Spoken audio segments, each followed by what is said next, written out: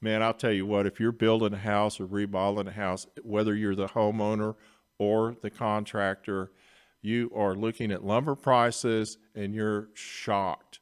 Everybody is. And I really needed to get somebody in here that is dealing with it. So I asked my friend Donny Mack to come in. Donny is a home builder in the North Dallas area, North Texas area actually, and he's a smaller builder. And what I mean by that is he's not a big production builder that has hundreds of houses going at a time. He actually has to deal with the pricing on a very personal level with his projects. And so the big guys, a lot of the big guys, they can withstand a bunch of this stuff, but not the little guys. That's who I'm worried about. Welcome to the show, Donny Mack. How are you? Thank you for having me on, Alex. Yeah. I'm doing good. Yeah, that's awesome. That's awesome. So let's talk a little bit. Give us sort of a rundown of what you're seeing with material prices in building. It keeps going up, and I don't know that anybody knows where that point's going to be, where it stops. But it's between material pricing and the availability of it, it makes a lot of challenges going on that we've got to contend with. Where were you, say, a year ago? Give us something to compare. I'll give you a good idea. Say about a year ago, we would build a house, 2,500 square foot. We would probably spend about between 25, 28,000, give or take, for lumber prices. That same house could cost us in excess of $60,000, $70,000. So that's twice. That's almost Twice just your material. just material. Just twice material. more.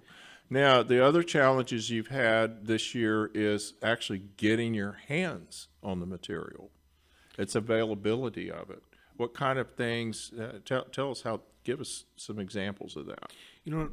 Prime example we have going on right now. We've got we're anticipating a allocation of OSB plywood. So Tell our audience what OSB means. OSB plywood is the oriented strand board that we put on the outside of houses for structural strength, and then we also use it for the decking.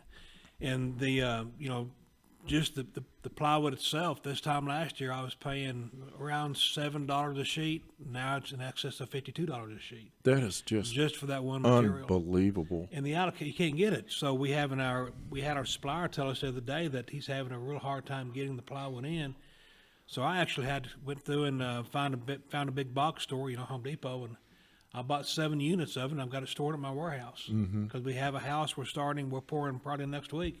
We're going to need lumber on. And that's what a lot of people are going to be doing because they have to, because you still have to build houses. You still have to move forward. Is this starting to affect your ability to sign contracts at this point? Well, the pricing is.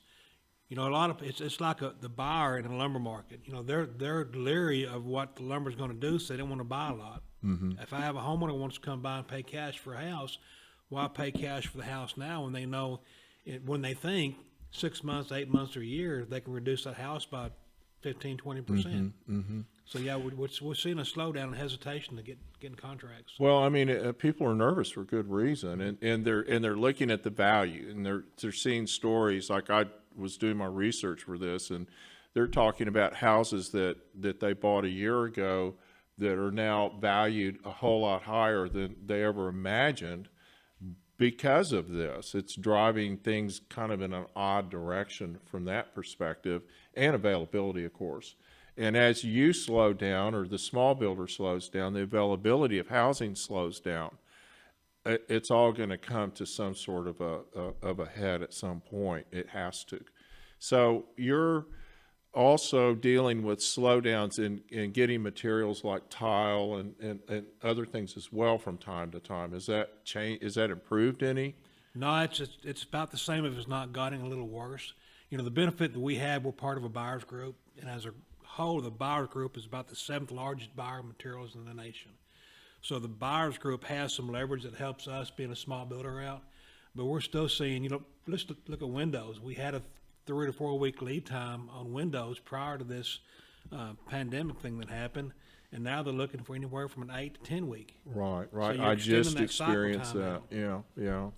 And so you have a project that you can build to a certain point, and then basically it stops. I mean, at some point you're like, well, unless the city will work with me, the inspectors will work with me, and most of them are pretty good about that. I have to sort of stop because there's a sequence that things have to be done before you can take the next step. And of course, one of the primary things is weatherizing the house, which includes the roof and the windows. How's your roofing? Are you all having problems with roofing material yet? You know, so far we haven't had a problem with the roofing material, but another thing that helps us is keeping things on schedule and understanding the lead time for materials that are coming in. So if you work your schedule and normally, like let's pick on windows, we would order the windows when we started the day we poured the slab, because we knew in about 4 weeks we need windows on site. Well, now we're ordering the windows when we start doing the engineering for the house, which makes it tough because now if a homeowner has a change, which we do pure custom, and a lot of times they want to change things, they can't change the window color. They may change the window size, but if they do, it's going to push that particular opening back beyond. You mean your homeowners make changes? You know, can you believe that? And I can't pick on one gender, but you know, a lot of people like changes. Yeah. And that's what's nice about being a custom home builder. Yeah. We're going to build a home that you like. If you want to make a change, yes, ma'am, yes, sir, we can make that It's change. just not as easy as it used to be. And one No. of the reasons I wanted to have this segment today was I think that we need a reality check with our clients. And they get it one way or another. But don't get mad at your builder or designer because things aren't going the way you want them to go schedule-wise. We really don't have much control over that anymore. I mean, I don't know how much we ever did, but we reached a point years ago where they quit stocking warehouses with things for us. And a lot of things that we used to be able to get in a couple of days, I'm talking about kitchen faucets and appliances and things. I have a client that ordered their appliances when they were designing. It's a kitchen remodel, and when they're designing the kitchen remodel with the designer, they found out that the appliance package was going to take 14 weeks to get their appliances. Huh? And so before they ever called me or any other contractor to look at it, the first thing they had done was already order their appliances. And so these are sort of, these are presenting real challenges schedule-wise. Yeah. When does it become a problem for a builder where you've got these delays in materials? And next I want to talk about labor. Well, if you think about it, when we build a house, we have a certain amount of the overhead as applied to the overhead of the construction company. So you plan that overhead to cover it a certain number of days, a certain number of months, say 6 months. So that job delays out another 2 months on top of that. Well, then you only can build maybe 4 or 5 homes at a time. So that allocation of that to your overhead creates a distress to the company. And then you think about the costs that are recurring, and it depends on what kind of builder you are. Are you cost plus? Are you fixed price? Or are you speculative builder? So if you're building the cost plus or speculative homes, it's a little bit different than a custom builder, because a custom builder, we anticipate the cost. So 6 months, we got builder's risk, we've got the Your overhead cost applied to it. Well, then as it extends out, that replenishes that, makes it a little bit more harder. So it throws everything out of balance, basically. And on a cost plus build, you know, a homeowner qualifies for X amount of money. So all those costs apply to that home, start escalating beyond. So if the homeowner was approved for a certain amount of money, and now all of a sudden that home goes to extending beyond that cost they were approved for, you know, what do you get at the end then? So it's just yeah, that was going to be one of my questions, was how the banks are handling this, because a homeowner will have a maximum they qualify for, and how long does it take you to go through that process before you ever start actually building and ordering materials? Typically, it's months. it's 2 or 3 months. Yeah. And so right now, our changes are almost coming daily. I mean, there's no way to know actually what it's going to cost in 2 or 3 months when you order that frame and package or whatever it is. The beauty of that is, used to we can assign a PO to lumber package, and they'd lock it in for 60 days. Well, now the price isn't adjusted until the day we take delivery. So we don't know what we can have an anticipated idea. In other words, you set a budget, but in they used to say we'll guarantee that price for 60 days, but now they're saying we're not guaranteeing anything. It's the price when we deliver it of what it is. And I know you got caught up in that. A lot of guys got caught up in that when this started happening a few months ago, where these builders are getting their framing package, and it's $20,000, $30,000, $40,000, or depending on the size of the house, higher than when they bid it based on the older price, and there was nothing they could do about it. And so it presents a huge problem. So you can go back to your homeowner and say, I need that money, and they can say, we signed a contract.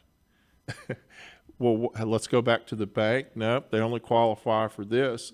I don't know how that affects everything. It just seems like it's a big old cluster. Well, the contracts that most builders use from the TAB, Texas Association of Builders, it has a clause at the end that if the material increases 25% more or more, that they can adjust it for that. But personally, I've never used that statement in the contract. But if, like you were saying, if the homeowner qualifies for X amount of money, it don't matter what you try to push forward on. They've signed a contract for a set amount. They can't pay anymore. Well, they can't pay anymore. Can they pay out of pocket, though, above that? Some homeowners can, but a lot of the buyers we're seeing are pushing the extreme of what they can afford for that investment. Yeah, and that's scary in and of itself. So what is your sort of, how do you anticipate this, or do you have any expectations going forward? Have you heard anything through the grapevine about whether or not this is going to get better or worse, or what do you anticipate? Well, I'm not an economist, but we've been paying attention to a lot of economists and what they've been saying, and we're seeing and hearing that they're thinking toward the end of the third quarter into the fourth quarter, maybe. But because maybe what? Maybe that we may start seeing some relief. But that maybe doesn't go very far. Right. It doesn't help. No, that's a maybe. We've got 2 more quarters to work through and make it through this, what we're facing right now. Right. Wow. Well, I wish you all the luck in the world. That's a lot of fun. I know. Everybody should jump into it. I'll tell you what, it's kind of like driving down a Dallas highway, folks. You're just taking your life in your hands every single time. Thank you so much for taking time out for us and explaining that to us today. I really hope you guys get a lot of relief really soon, because we all need it. We all need it.